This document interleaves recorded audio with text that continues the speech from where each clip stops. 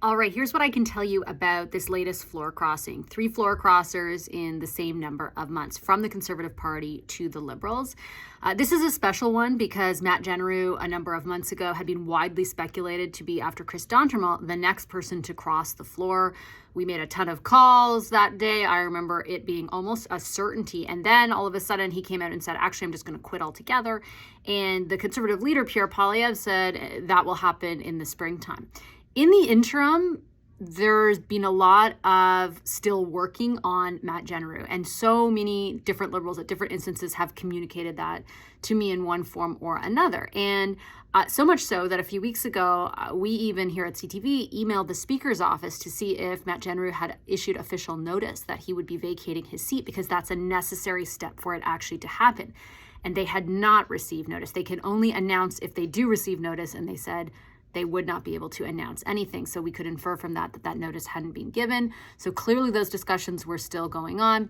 Now he'll be judged on that decision after saying, he wanted to spend more time with his family after being elected a number of times as a Conservative. But from a political perspective, it's hard to view this as anything other than a big strategic win for Mark Carney, for the Prime Minister, and for the Liberals.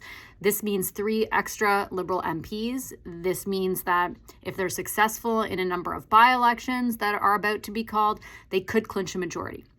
The caveat is, it won't be a huge majority, and it's not necessarily the easiest to govern with just a majority of 1 or 2 seats. It's actually very hard to do so. So that remains to be seen. From the other political perspective of the Conservative Party, this becomes another challenge for Pierre Poilievre's leadership. Just a few weeks ago, we were talking about how pronounced his endorsement from his base, from the Conservative Party, was in that leadership review.